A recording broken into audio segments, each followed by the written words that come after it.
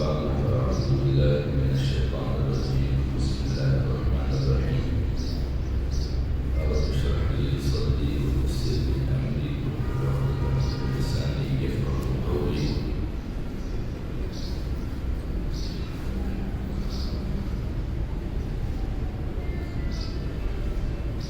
آج کا یہ درس سورہ فجر کی آیت نمبر 3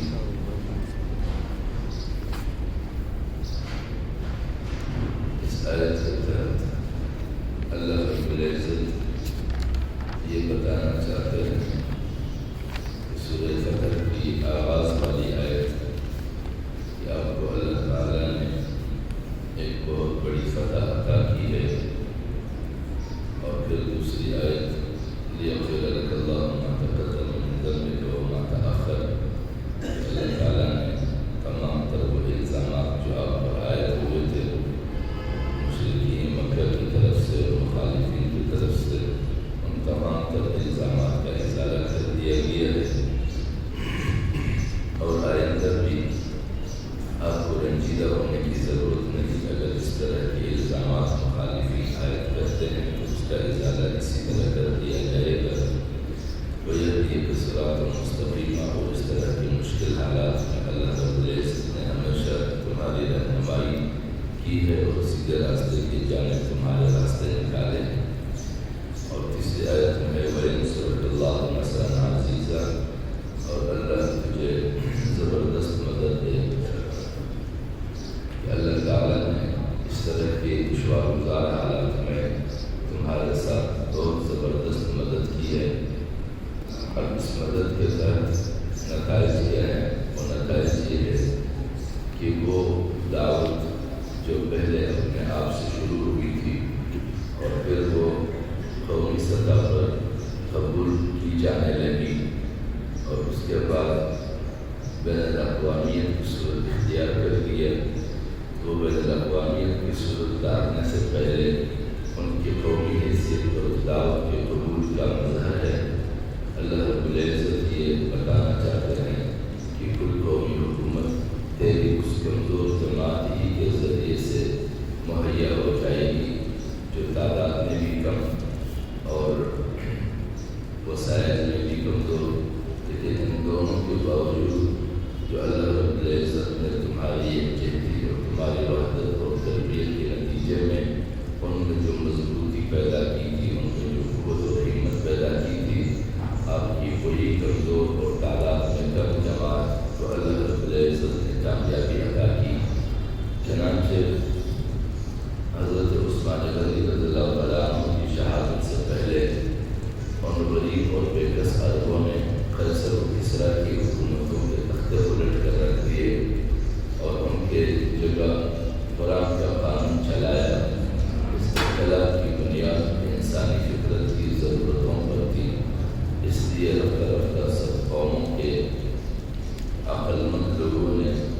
اسے مان لیا. اس طرح یہ تحریک روز بروز بڑھتی گئی. یہ سب کچھ اس صلح حدیبیہ کا نتیجہ تھا. جب پہلے وہ نکلے تھے عمرے کی غرض سے،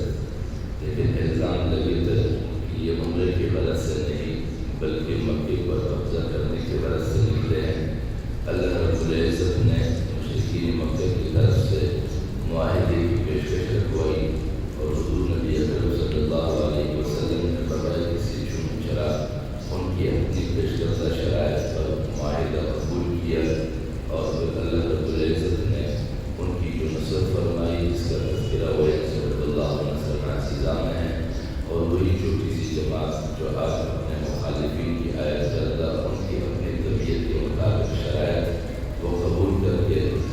اور حدیبیہ کے مقام سے واپس لوٹ رہے ہیں آئندہ سال کی عمرے کی نیت سے،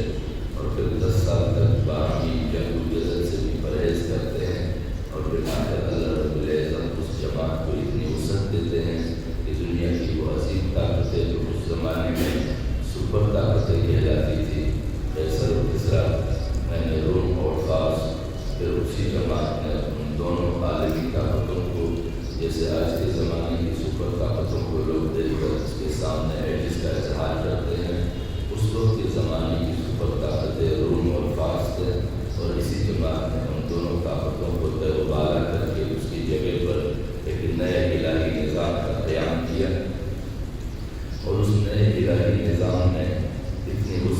اختیار کر دی کہ اس زمانے کے تمام عقلمند انسانوں نے تمام نظاموں کے مقابلے میں اس نظام کو سب سے زیادہ مناسب اور سب سے زیادہ معقول سمجھا۔ اس کے بعد آیت نمبر 4 میں هو الذی انزل السکینۃ فی قلوب المؤمنین لیزدادوا ایمانا مع ایمانہم، وہی ہے یعنی وہ ذات جس نے ایمان والوں کے دلوں میں اطمینان اتارا، وہی ذات ہے جس نے ایمان والوں کے دلوں پہ اطمینان اتارا، لیزدادوا ایمانا مع ایمانہم، اس لیے تاکہ ان کے ایمان کے ساتھ اور ایمان بڑھا دیا جائے یا بڑھ جائے۔ اس کا مقصد یہ ہے کہ یہ لوگوں کے اپنے کمال نہیں کہ انہوں نے کم تعداد میں جا کر وہاں پر اپنی طاقت کا اظہار کیا یا پھر اللہ نے ان کو فتح نصیب کر دی، یہ لوگوں کی کمال نہیں، یہ اللہ رب العزت کی اپنے مہربانی اور ان کا احسان تھا۔ جن لوگوں کی بھی نیت درست ہو، ارادے اچھے ہوں اور اللہ رب العزت کی منشا کو پیش نظر رکھ کر وہ کسی بھی راستے کو چنتے ہیں اور اس پر چلتے ہیں، اللہ رب العزت ان کے لیے آسانیاں پیدا کر دیتے ہیں۔ ایسے فیصلے جس پر عموماً انسان کے لیے اطمینان ممکن نہیں ہوتا، اللہ رب العزت اس پر ان کو اطمینان دے دیتا ہے۔ اس کی مثال یہ ہے کہ جب حدیبیہ کے مقام پر حضور نبی اکرم صلی اللہ علیہ وسلم نے پڑاؤ ڈالا اور اس وقت اس کے پاس 1400 کا لشکر موجود ہے، اور 1400 کے لشکر کے تمام تر لوگوں کے دین کے حوالے سے تو ذہنیت اور نیت سب کی ایک ہے۔ رسول اللہ صلی اللہ علیہ وسلم پر بحیثیت رسول ہونے کا سب کا ایمان تھا، اللہ رب العزت پر وحدہ لا شریک کے لحاظ سے سب کو ایمان تھا، لیکن ظاہری طور پر فیصلوں کے لحاظ سے انسان کو تردد ممکن ہے، ہو سکتا ہے۔ جب حضور نبی اکرم صلی اللہ علیہ وسلم نے حدیبیہ کے مقام پر پڑاؤ ڈالا اور حضرت عثمان رضی اللہ تعالیٰ عنہ کو مکہ کی طرف روانہ کر دیا کہ وہاں کے حالات کو دیکھا جائے کہ کیا صورتحال ہے، پیغام لایا جائے، اور پھر حضرت عثمان رضی اللہ تعالیٰ عنہ کے بارے میں مشہور کیا گیا کہ اسے وہاں مکے میں قتل کر دیا گیا ہے، تو یہاں 1400 کے لشکر میں غم و غصے کا اظہار ہوا، سب کو جذبات ابھرے اور ان تمام نے جمع ہو کر حضور نبی اکرم صلی اللہ علیہ وسلم سے رائے طلب کی کہ اب ہمیں کیا کرنا چاہیے۔ تو وہاں پر حضور نبی اکرم صلی اللہ علیہ وسلم نے تمام صحابہ کرام کو مخاطب کر کے فرمایا کہ اگر واقعتاً ایسا ہی ہوا ہے، کیونکہ ہم نے ایک سفیر بھیجا ہے حالات کی جائزہ لینے کے لیے، اور انہوں نے سفیر کی حیثیت ہونے کے باوجود اگر حضرت عثمان غنی رضی اللہ تعالیٰ عنہ کو شہید کیا ہے تو پھر ہمیں بھی اس کے جواب دینا پڑے گا، اور اس جواب کے لیے تمام صحابہ کرام حضور نبی اکرم صلی اللہ علیہ وسلم کے دست مبارک پر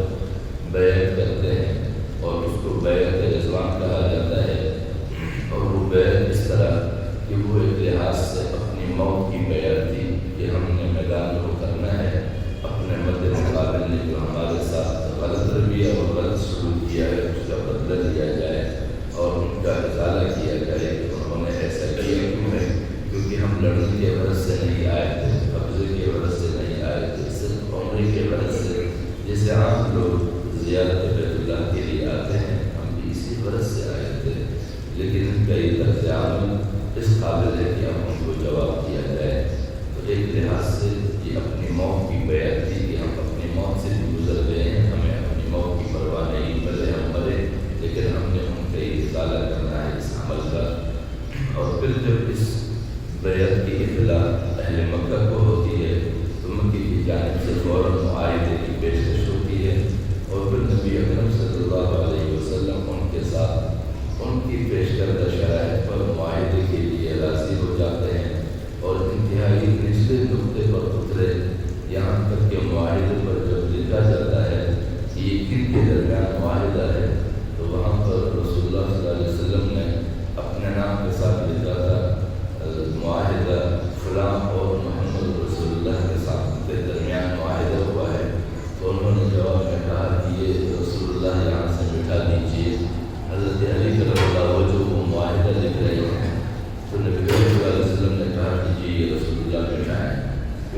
اپنی طرف سے یہ تھا کہ ہم اگر آپ کو رسول مان رہے ہوتے تو پھر ہم آپ کے ساتھ مقابلے بھی کیوں آتے؟ ہمارا تو مسئلہ یہ ہے کہ ہم نے آپ کو رسول نہیں مانا ہے، لہٰذا یہاں معاہدے میں رسول نہیں لکھا جائے گا۔ تو یہ اتنے نچلے سطح کی شرائط بھی رسول اللہ صلی اللہ علیہ وسلم نے منظور کیے اور کہا کہ کوئی بات نہیں، یہی معاہدہ آئندہ اللہ رب العزت ہماری فتح میں تبدیل کریں گے۔ تو پھر جب اتنے ایک دفعہ تو بیعت دیا جاتا ہے لڑنے کے لیے اور پھر اسی مجمع کے سامنے اتنے نچلے سطح کی شرائط کو قبول کیا جاتا ہے، تو عام طور پر اگر کسی بھی جماعت میں اس طرح کی کیفیت ہو کہ ایک دفعہ ایک جماعت کو دوسری جماعت کے مقابلے میں اتارا جائے اور پھر فوری طور پر جب وہاں سے صلح کی پیغام آئے اور پھر اس پورے مجمع کو واپس ایک نئی چیز پر آمادہ کیا جائے، انتہائی دشوار گزار عمل ہے یہ۔ کسی بھی جماعت کے قیادت کی بس کی بات نہیں ہے، صرف اس جماعت کی بس کی بات ہو سکتی ہے جس جماعت کے تمام افراد کی تربیت صرف اور صرف للہیت پر ہوئی ہو، صرف اور صرف اللہ کی مرضی پر ہوئی ہو، مفادات اور مادیات پر اس کی تربیت نہ ہوئی ہو۔ اگر مفادات اور مادیات پر اس کی تربیت ہوئی ہو تو عین موقع پر اس طرح کی حالات کے تبدیلی پر اسے ایک نئے معاہدے پر مطمئن کرنا اور اسے قبول کروانا انتہائی دشوار گزار عمل ہے۔ تو یہاں پر اللہ رب العزت فرماتے ہیں کہ یہ اچانک جو ایک دفعہ بیعت اور پھر بیعت کے بعد فوراً اس بات پر سارے صحابہ کرام کا راضی ہو جانا کہ ٹھیک ہے ہم اس معاہدے کو قبول کر لیتے ہیں، جبکہ وہ شدید غم و غصہ لڑنے کے لیے وہ زائل ہو جاتا ہے۔ اللہ رب العزت فرماتے ہیں یہ وَيَنْصُرَكَ اللَّهُ نَصْرًا عَزِيزًا، جو اللہ رب العزت نے تجھے زبردست مدد دی ہے، وہ زبردست مدد یہاں پر اس صورت میں ہے کہ اللہ رب العزت نے صحابہ کرام یعنی اہل ایمان کی دلوں پر اطمینان کا جو نزول فرمایا، اس اطمینان کا نتیجہ یہ تھا کہ رسول اللہ صلی اللہ علیہ وسلم جو بھی معاہدہ طے کر رہے ہیں وہی معاہدہ ہمارے اور اسلام اور دین کے مستقبل کے لیے انتہائی کامیاب ترین ہے۔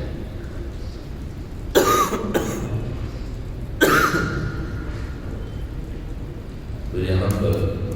اس کا مقصد یہی ہے کہ اللہ رب العزت نے ان کی ایمان میں مزید ایمان کا اضافہ اس طرح کر دیا لیزدادوا ایمانا مع ایمانہم، جو ان کی ایمان کو مزید ایمان کے ساتھ بڑھا دیا اور اس طرح بڑھا دیا کہ ایک دفعہ جنگ کے لیے وہ راضی ہو گئے اور پھر جنگ کیے بغیر معاہدے کی صورت میں انتہائی نچلے سطح کے شرائط کے قبول کر لیے انہوں نے، اور کوئی تردد اور کوئی اعتراض انہوں نے رسول اللہ صلی اللہ علیہ وسلم پر نہیں کیا۔ یعنی یہ بھی حتی الامکان انتہائی درجے کا ایمان ہے کہ اس سے بڑھ کر اور کوئی ایمان نہیں ہو سکتا کہ اپنے رہنما اور رہبر پر اس درجے کا اطمینان ہو کہ وہ جو بھی فیصلہ کرے اللہ کے رسول ہے، ہمارے لیے وہ فیصلہ قبول ہے اور اسی فیصلے میں ہمارے لیے خیر ہے۔ کسی رسول کو انتہائی درجے پر حقیقی معنوں میں رسول تسلیم کرنے کا یہی نتیجہ ہونا چاہیے اور ایمان کا تقاضا بھی اس وقت یہی ہوتا ہے۔ اور اس کے بعد فرماتے ہیں وَلِلَّهِ جُنُودُ السَّمَاوَاتِ وَالْأَرْضِ، آسمان اور زمین کے لشکر اللہ ہی کے ہیں۔ یعنی جب انسان اپنی تمام تر منشا کو ایک طرف رکھے، اپنے خیالات اور خواہشات کو قربان کر کے صرف اللہ کی منشا کو پیش نظر رکھتے ہیں اور اس کی زندگی کا منتہا اور مقصود یہی ہو کہ میں نے اللہ کو راضی کرنا ہے، تو وہاں پر پھر وہ اپنے خواہشات اور طبیعت اور سوچ اور خیال کو قربان کر دیتا ہے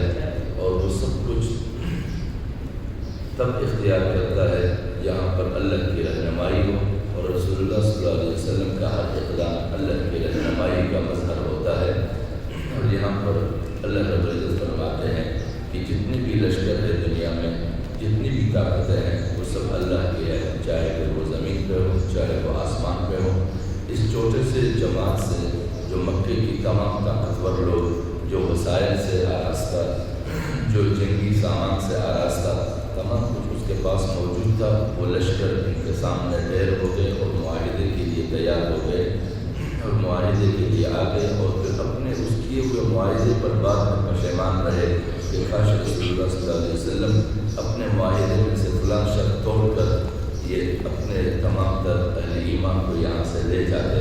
وہی شرائط ان کے گلے پڑنے لگے۔ اس لیے بظاہر لشکروں کو نہیں دیکھا جاتا، اللہ رب العزت جس لشکر کے ساتھ ہو وہی لشکر اللہ کا لشکر بن جاتا ہے، اور اللہ کے لشکر کے مقابلے میں کوئی لشکر کوئی اہمیت نہیں رکھتا۔ وکان اللہ علیما حکیما۔ اور اس طرح کے فیصلے کہ ایک دفعہ وہ حالت پیدا ہو کہ جنگ کے لیے آمادہ ہو، اور پھر وہ کیفیت پیدا ہو کہ صلح کی صورت میں جنگی جذبات کو کنٹرول کیا جائے، تو اللہ رب العزت فرماتے ہیں وکان اللہ علیما حکیما، اور اللہ علم والا ہے اور حکمت والا ہے۔ جب وہ علم والا ہے اور حکمت والا ہے، اس کا مقصد یہ ہے کہ اس کے راہ پر چلنے والوں کو اللہ رب العزت آگاہی بھی دیتا ہے حالات پر، اور وہ واقعات اور مسائل کی حکمت کا ادراک بھی دیتا ہے کہ اس وقت حکمت کیا ہے، حکمت کا تقاضا کیا ہے، کیا کیا جائے۔ جب اللہ رب العزت کی منشا کو اختیار کیا جائے، اور جس جماعت میں بھی اللہ کا منشا پیش نظر ہو، وہ جماعت ہمیشہ اپنے اقدامات علم آگاہی کی بنیاد پر اور پھر علم کو حکمت کے تابع کر کے کہ حکمت کا تقاضا کیا ہے۔ اور ایک جگہ اور بھی ہے کہ امام شاہ ولی اللہ رحمۃ اللہ علیہ نے فرمایا ہے کہ ایک جماعت کے پاس اگر طاقت انتہا کی ہو اور اپنے طاقت کے بلبوتے پر وہ اقتدار بھی حاصل کر لے، لیکن اس جماعت کے پاس اور اس طاقت کے پاس اگر حکمت کا فقدان ہو، حکمت موجود نہ ہو، تو وہ اپنے طاقت کے ذریعے حاصل کردہ اقتدار کو دوام نہیں بخش سکتا، کیونکہ لیے ہوئے اقتدار کو حکمتوں کے ذریعے سے دوام بخشا جاتا ہے۔ جو بھی طاقتیں حکمتوں سے محروم ہو جاتے ہیں، وہ اپنا عروج برقرار نہیں رہ سکتے ہیں، زوال کا مقدر بن جاتا ہے۔ یہاں پر اللہ رب العزت فرماتے ہیں کہ ایک ہی آن میں جذباتی ماحول اور بیعت اور جنگ کی کیفیت، اور پھر اسی آن صلح کی کیفیت کو نازل کرنے کا مقصد حکمتوں کی دولت سے اس طبقے کو مالا مال کرنا ہے، تاکہ وہ حکمت کو جانے اور آئندہ تمام تر معاملات کو حکمت کی بنیاد پر طے کر لیں۔ اور پھر اس جماعت کے زندگی کا مقصد کیا ہے؟ انسانیت کی خدمت۔ یہ سب کچھ جو کیا جا رہا ہے، اس کا اور کوئی مقصد نہیں ہے سوائے انسانیت کی خدمت۔ انسانیت کی خدمت کس مقصد کے پیش نظر؟ وہ اس مقصد کے پیش نظر لیدخل المؤمنین والمؤمنات جنات تجری من تحتها الانہار خالدین فیہا ویکفر عنہم سیئاتہم وکان ذلک عند اللہ فوزا عظیما، تاکہ ایمان والے مردوں اور ایمان والی عورتوں کو باغوں میں پہنچا دیں، جنتوں میں داخل کیا جائے جن کے نیچے نہریں بہتی ہے، اور ان کی برائیاں ان پر سے اتار دے۔ اور یہ اللہ کے ہاں بہت بڑی کامیابی ہے، یہ معمولی کامیابی نہیں ہے۔ اس کے دو اعتبارات، ایک اعتبار یہ کہ یہ طبقہ جس نے اللہ رب العزت کی دی ہوئے علم کو استعمال کیا اور اس کی سکھائی ہوئی حکمت کو اختیار کیا، اس حکمت کی پیش نظر اللہ رب العزت اسے عروج بخشے گا۔ وہ عروج اس لیے نہیں ہے کہ اب اس عروج کو وہ اپنے ذاتی مقاصد اور ذاتی مفادات کے لیے استعمال کرے، بلکہ اس طبقے کا یہ عروج اس کے طرف اللہ رب العزت کی طرف سے ان کے اوپر ایک ذمہ داری عائد کرتا ہے۔ وہ ذمہ داری یہ ہے کہ اپنی زندگی کے تمام تجدوں اور تمام توانائیوں کو انسانی خدمت پر صرف کر دے۔ انسانیت کا وہ طبقہ جو ظلم کے شکار ہے اور مظلومیت کے صورت میں ظالموں کے لیے تختہ مشق بنے ہوئے ہیں، ان کو ان مسائل سے آزادی دلایا جائے۔ اس خدمت کی صورت میں انسانیت کے دو طبقے ہوتے ہیں۔ ایک انسان وہ ہے جو خدمت کا بدلہ دنیا میں سونے چاندی عزت کی شکل میں حاصل کرتے ہیں، اور یہ عام بادشاہوں کے خیالات اور ان کا منشا ہوتا ہے، کیونکہ بادشاہ کی طبیعت یہ ہے کہ کسی کو کچھ دیا جائے تو پھر اس کو اپنے مقاصد کے لیے استعمال کیا جائے، کسی کو کچھ کمایا جائے تو اس کے بدلے کچھ حاصل کیا جائے۔ لیکن دوسرا طبقہ وہ ہے انسانیت کا جو اس کی خدمت کا بدلہ دنیا میں کچھ حاصل کرنا مقصود نہیں ہوتا، پیسے اور دولت اور سونے اور چاندی نہیں، بلکہ دنیا میں عزت کی بھی اس کو باقاعدہ کوئی خاص مقصود نہیں ہوتا کہ دنیا میں عزت حاصل کرے بلکہ وہ یہ سمجھتا ہے کہ اس کی عزت وہی ہے جو اللہ کے یہاں ہے، جو اللہ رب العزت کو منظور ہو، جو اللہ کی رضا اور خوشنودی جس کے ذریعے حاصل ہو، وہی اس کی دنیا اور آخرت کی عزت ہے، کیونکہ اسی پر دنیا اور آخرت کا مدار ہے۔ اور یہ طریقہ کار انبیاء کی جماعت کا ہے، اور انبیاء کی جماعت جب بھی اقتدار اور طاقت حاصل کرتا ہے، حکمت کی بنیاد پر اس کو وسعت دیتا ہے، اور پھر اس توانائی اور طاقت کو انسانیت کی بقا اور انسانیت کے خیر کے لیے استعمال کرتا ہے۔ اور کیوں استعمال کرتا ہے؟ اس لیے استعمال کرتا ہے لیدخل المؤمنین والمؤمنات۔ یہاں پر میں نے کہا کہ دو اعتبار، ایک آخرت کے اعتبار سے جنت میں دونوں طبقوں کو داخل کیا جائے، چاہے وہ مومن مرد ہیں یا مومن عورتیں ہیں، دونوں آخرت کی جنتوں کی نعمتوں سے مالا مال ہو، کیونکہ دنیا میں وہ اما ما ينفع الناس وينقص في الارض، جو انسانیت کے لیے نفع بخش اقدامات کرتے ہیں اسی کے لیے مستقل دوام اور بقا ہے۔ اب مستقل دوام اور بقا دنیا میں بھی ہے اور آخرت میں بھی ہے۔ دنیا میں اس طرح ہے کہ یہاں پر انہوں نے انسانیت کے لیے نفع بخش اقدامات کیے ہیں، انسانیت کے خیر کے اقدامات کیے ہیں، تو ان کی دنیا سے رخصت ہو جانے کے بعد بھی ان کے خدمات اور ان کی کردار کو یاد رکھا جاتا ہے، اور ان کے ہر اقدام اور ہر خدمت پر اللہ رب العزت کے حضور باقی ماندہ انسانیت ان کی مغفرت کی دعائیں مانگتا ہے، یعنی بارگاہ خداوندی میں ہمیشہ اس کا نام یاد رہتا ہے، اور انسانیت کے درمیان بھی خیر و بلائی کی مثال کے طور پہ یاد رہتا ہے۔ اور آخرت میں بھی دوام اس کے لیے ہے، کیونکہ وہاں پر وہ بغیر کسی آزمائش کے اور بغیر کسی حساب و کتاب کے جنت میں داخل کر دیا جاتا ہے۔ اور دوسری بات یہ، دوسرا اعتبار دنیا کے لحاظ سے لیدخل المؤمنین والمؤمنات، یعنی یہ طبقہ جو دنیا میں اپنے حاصل کردہ طاقت کے ذریعے سے وہ دولت اور شہرت اور عزت ان چیزوں کو مقصود نہیں رکھتا، بلکہ انسانیت کی خدمت چاہتا ہے، وہ دنیا کو عام انسان کے لیے جنت نظیر بنا دیتا ہے، دنیا کے اندر سے ان کے اوپر سے تمام تر مسائل اور مشکلات کو ہٹا دیتا ہے، وہاں پر ظلم کے ہر علامت کو مٹا دیتا ہے، مظلوموں کو دوسرے انسانوں کے ساتھ برابر کر دیتا ہے، انسانوں کے درمیان اونچ نیچ کے رتبے کو ختم کر دیا جاتا ہے، انسانیت کو ایک برابر کر دیا جاتا ہے، ان کے درمیان مساوات قائم کر دیا جاتا ہے۔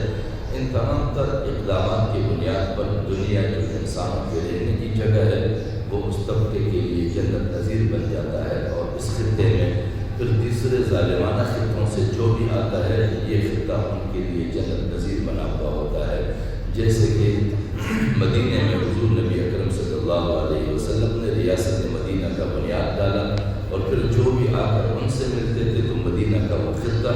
دوسرے ظالمانہ خطوں کے مد مقابل ان کے لیے جنت نظیر ہوتا تھا، کیونکہ وہاں پر کوئی اونچ نیچ نہیں، کوئی فرق نہیں انسانیت کے درمیان، کیونکہ موافقات اور مساوات کا بنیادی مثال ہی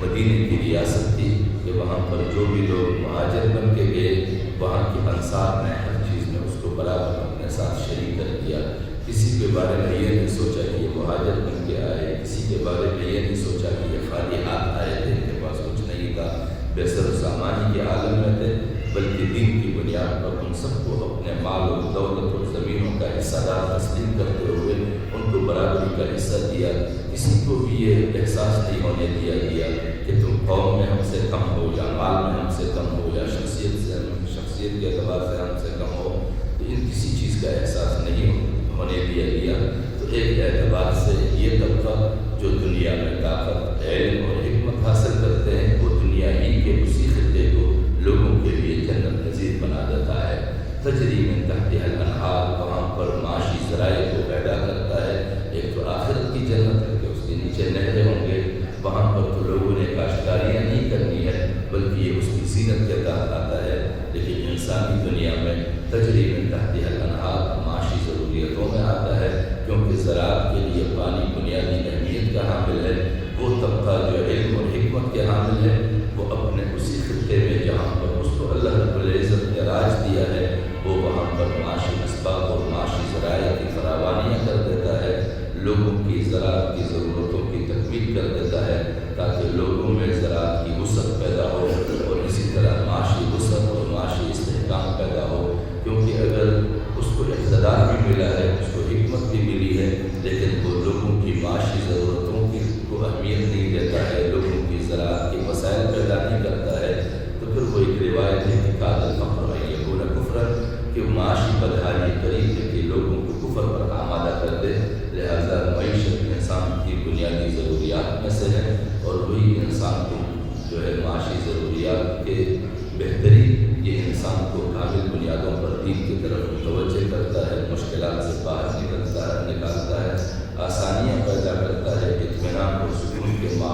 سے زیادہ بہتر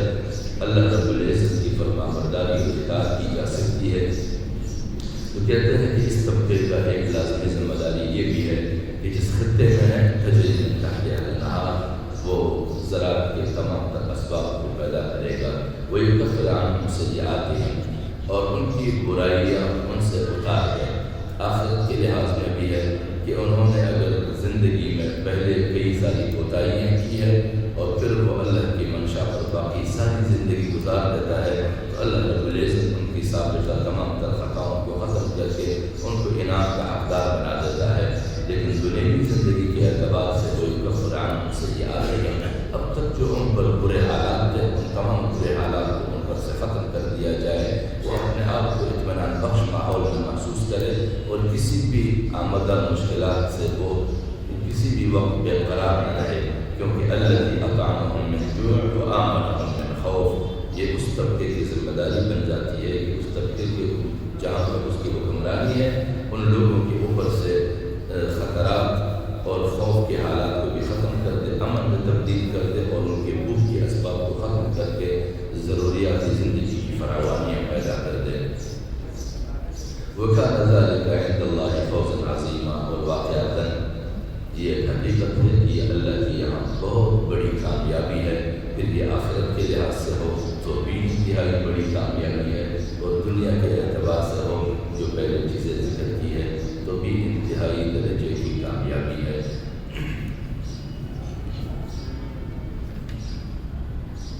وَيُعَذِّبُ الْمُنَافِقِينَ وَالْمُنَافِقَاتِ وَالْمُشْرِكِينَ وَالْمُشْرِكَاتِ الظَّانِّينَ بِاللَّهِ ظَنَّ السَّوْءِ عَلَيْهِمْ دَائِرَةُ السَّوْءِ وَغَضِبَ اللَّهُ عَلَيْهِمْ وَلَعَنَهُمْ وَأَعَدَّ لَهُمْ جَهَنَّمَ وَسَاءَتْ مَصِيرًا۔ اس کے بعد آیت نمبر 6 ہے کہ منافقین کے ساتھ کیا سلوک ہوگا۔ وہ طبقہ جو نفاق پر عمل پیرا ہے،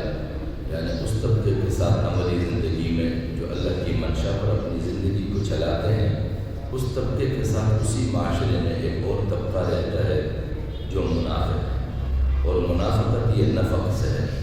نفق اس سوراخ کو کہتے ہیں، اس غار کو کہتے ہیں کہ جو دونوں طرف کھلا ہو، اس کے اندر رہنے والا جب چاہے جس طرف نکلنا چاہے، وہ آگے کو نکلنا چاہے تو آگے نکل جائے، ادھر بھی راستہ کھلا ہے، وہ پیچھے کو نکلنا چاہے تو پیچھے کو بھی نکل سکے، اس طرف کے راستہ کھلا ہے۔ تو اسی لیے اللہ رب العزت فرماتے ہیں وَمِنَ النَّاسِ مَن يَعْبُدُ اللَّهَ عَلَىٰ حَرْفٍ، کہ کچھ لوگ اللہ رب العزت کی بندگی دین کی وہ انتہائی کنارے پر کرتے ہیں، انتہائی کنارے پر اس طرح کرتے ہیں کہ وہ ایک پیر جو ہے اسلام کے اندر رکھتے ہیں، ایک پیر باہر رکھتے ہیں۔ اگر اس کو وہاں پر بہتری نظر آتی ہے تو یہ پیر بھی اٹھا کے آگے رکھ دیتے ہیں اور کہتے ہیں کہ میں تو پہلے سے ہی کامل مومن تھا، اور اگر اس کو وہاں پر خطرے کی حالات نظر آتے ہیں، جنگ و جدل کی حالات نظر آتے ہیں، آزمائشیں اور مشکلات نظر آتی ہیں اور کہتے ہیں کہ وہاں سے حملہ ہوگا تو وہ آگے والا پیر اٹھا کے پچھلے کے ساتھ ملا دیتا ہے تو وہ انتہائی لکیر پر کھڑا رہتا ہے۔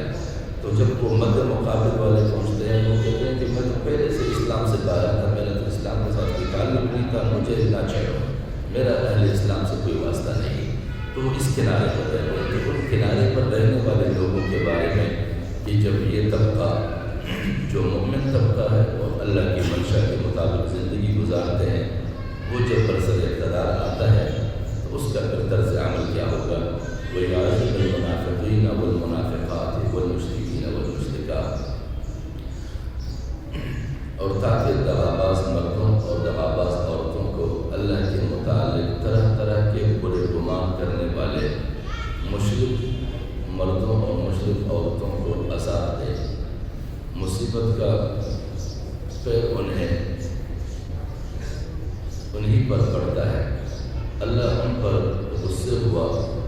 اور اس نے ان پر لعنت کی اور ان کے لیے جہنم تیار کی اور وہ نہایت ہی برے ٹھکانے پر پہنچے۔ ایک تو یہ آخرت کے لحاظ سے ہے پہلے نمبر پر کہ آخرت میں منافقین کے ساتھ کیا ہوگا، منافقین مردوں کے اور منافقین عورتوں کے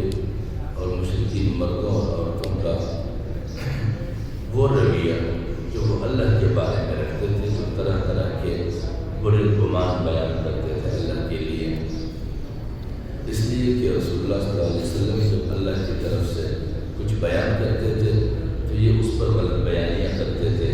کہ اعوذ باللہ کوئی اور جو ہے جادو کے ذریعے اس کے کان میں باتیں اتار رہا ہے اور یہ بول رہا ہے، نعوذ باللہ کوئی خدا نہیں ہے، اور بلا کیسے ایک خدا ہو سکتا ہے، کیونکہ انہوں نے مکے میں 360 خدا سجا رکھے تھے اور وہ کہتے تھے کہ زمانوں سے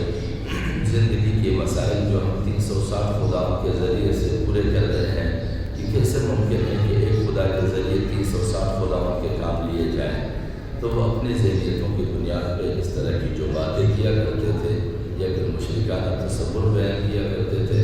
ان کے لیے ہے علیہم دائرۃ السوء، ان کے اوپر ایک دائرہ کھینچ دیا گیا ہے اور انتہائی برا دائرہ ہے، خطرناک دائرہ ان کے لیے، مصیبت کا پہلا ان کے اوپر لگا دیا گیا ہے، اور اللہ کا غضب ان کے اوپر ہے، کیونکہ وہ اللہ کے متعلق جاننا گوارا بھی نہیں کرتے تھے کہ اللہ رب العزت کی ذات کن طاقتوں کے حامل ہے اور کن کرشموں کے حامل ہے، ان کو جانتے نہیں تھے، نہ پھر جاننا چاہتے تھے، جو کوئی ان کو کچھ سمجھانا چاہتے تھے وہ ان سے نظریں چراتے تھے یا پیٹ پھیر دیتے تھے یا جواب دے دیتے تھے، ان کا رد عمل انتہائی نامناسب تھا۔ وَلَعَنَهُمْ، اللہ رب العزت نے انہیں اپنے بارگاہ سے دور کر دیا، اپنے رحمت سے محروم کر دیا، وَأَعَدَّ لَهُمْ جَهَنَّمَ، اور ان کے لیے جہنم تیار کر دی، کیونکہ یہ لوگ سزا کے حقدار ٹھہرے ہیں، کیونکہ انہوں نے دنیا میں انتہائی درجے کی وہ سرکشیاں کی ہے کہ ان سرکشیوں کی کوئی انتہا نہیں ہے، اور ان جہنم میں ان کے لیے جو ٹھکانہ ہے وہ انتہائی درجے کا خطرناک ٹھکانہ ہے، وساعت مسیرہ، اور کیا ہی برا ٹھکانہ ہے جو انہوں نے اپنے لیے اپنے کردار کے نتیجے میں چنا ہے۔ اور دوسری بات یہ بھی ہے کہ دنیا کے لحاظ سے وہ طبقہ جس کو اللہ رب العزت نے اپنی منشا کے لحاظ سے کامل اطاعت کی بنیاد پر حکمتوں کے راستے سے طاقت اور اقتدار فراہم کیا ہے، جب اس کو اقتدار مل جاتا ہے تو معاشرے کے اندر وہ طبقہ جو منافقت کی بنیاد پر اپنی زندگیاں گزارتا ہے، ان کے منافقانہ اقدامات کے راستوں کو روکا جائے، ان کے لیے ماحول سخت کیا جائے، کیونکہ وہ ہمیشہ انسانوں کے درمیان اللہ رب العزت کے لحاظ سے بدگمانیاں پھیلاتا ہے، لوگوں کے ذہنوں میں تشویش پیدا کرتا ہے اللہ کی ذات کے حوالے سے، لہذا ان لوگوں کے اوپر ایک دائرہ کھینچ دیا جائے، اور وہ دائرہ ایسا کھینچ دیا جائے کہ وہ جو بھی اس طرح کے تشویش پیدا کرتے ہیں، آپ کا ایک دعوتی طبقہ ایسا ہونا چاہیے جو ان کے ان اشکالات اور ان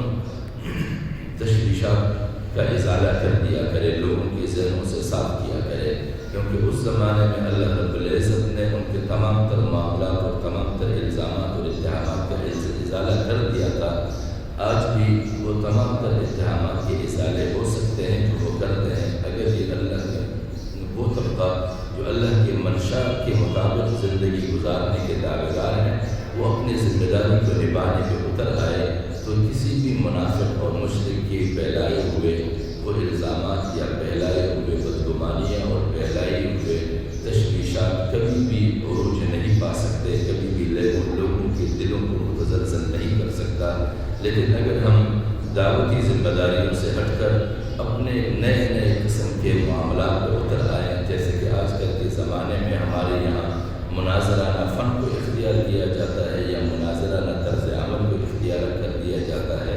مناظروں کے ذریعے سے اسلام پھیلتا نہیں ہے، مناظروں کے ذریعے سے دونوں طبقوں کے درمیان نفرت کا ماحول پیدا ہوتا ہے،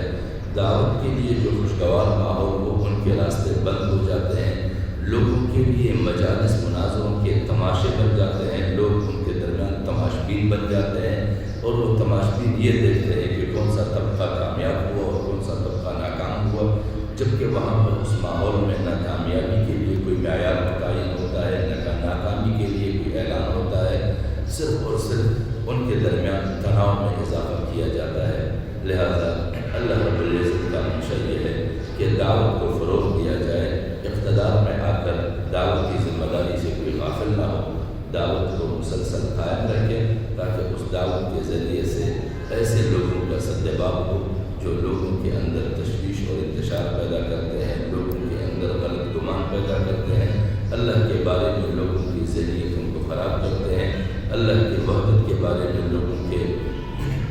ذہنوں کو متاثر کرتے ہیں۔ اس کے بعد مقابلے میں دعوت رہے تو وہ دعوت اللہ رب العزت اس کو کامیاب کرتا ہے، اس کو کامیابی نصیب کرتا ہے، اس کو عروج بخشتا ہے۔ کیوں؟ وَلِلَّهِ جُنُودُ السَّمَاوَاتِ وَالْأَرْضِ، نہیں اس سے پہلے عَلَيْهِمْ دَائِرَةُ السَّوْءِ، ان پر مصیبت کا پہرا پڑتا ہے۔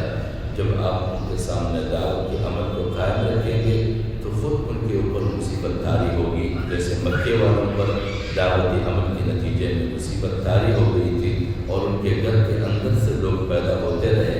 مکے کے اندر پیدا ہوتے رہے، اور پھر وہی لوگ انہوں نے مکہ بدل کیا، وہی ان لوگوں کے لیے عذاب بنے۔ ان کی عائد کردہ شرائط کے باوجود وہ چاہتے تھے کہ یہ شخص ٹوٹ چکا ہوتا اور نبی اکرم صلی اللہ علیہ وسلم یہاں سے اپنے لوگوں کو بلا چکا ہوتا، لیکن نبی کریم صلی اللہ علیہ وسلم نے معاہدے کی پاسداری کی اور اس دعوت کی ذمہ داری کو قائم رکھا، یہاں تک کہ وغضب اللہ علیہم ولعنہم، ان لوگوں پر جو دین کے مد مقابل تھے اس پر اللہ کا غضب ہوا اور رحمتوں سے اس کو دور کر دیا، اور صرف وہ طبقہ اللہ رب العزت کے غضب سے باہر رہا اور اللہ کی رحمت کے قریب رہا، جو نبی کریم صلی اللہ علیہ وسلم کی دی جانے والی دعوت کو قبول کرتے رہے، دعوت کو سنتے رہے، اس پر غور کرتے رہے، ان کی دلوں میں کشادگیاں پیدا ہوتی رہی، اور اس کشادگی کے نتیجے میں وہ رسول اللہ صلی اللہ علیہ وسلم کے اس 1400 تعداد کے لشکر میں شامل ہوتے ہوتے وہ 10,000 کا لشکر بن گیا، اور بالآخر اللہ رب العزت نے اسے وہ کامل کامیابی نصیب فرمائی کہ بعد میں وہ کامیابی لاکھوں میل زمین پر پھیلتے ہوئے قیصر و کسریٰ کو سرنگون کیا، جو اس زمانے کے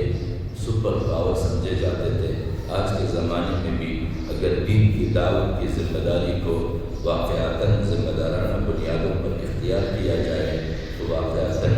اللہ رب العزت کے دین کا بول بالا ہے۔ دین کبھی مغلوب نہیں ہوتا، دین کے ساتھ چمٹے ہوئے لوگوں کی اگر دینی کمزوریاں ہوتی ہے تو وہ مغلوب ہو جاتے ہیں۔ دین کے لیے کوئی مغلوبیت نہیں ہے، دین ہمیشہ غالب ہے، اور پھر بھی ہماری ذمہ داریاں اگر اللہ کی منشا کے مطابق رہیں گی، یہ دین تو غالب ہے ہی، اہل دین کے غالب آئیں گے، اہل دین کی مغلوبیت ختم ہوگی، کیونکہ وَلِلَّهِ جُنُودُ السَّمَاوَاتِ وَالْأَرْضِ، زمین اور آسمان کی لشکریں اللہ رب العزت کے اختیار میں ہیں، وہ جیسے چاہتا ہے ان لشکروں کو اس کے تبع بنا دیتا ہے، آسمانی طاقتوں کو بھی اس کے لیے مسخر کر دیتا ہے، زمین کی طاقتوں کو بھی اس کے لیے مسخر کر دیتا ہے۔ اللہ کریم ہمیں توفیق بخشے کہ ہم بحیثیت مومن اپنے ذمہ داریوں کو نبھائیں، اور اس طرح نبھائیں کہ ان کے نتائج سے ہم دنیا میں بھی مالا مال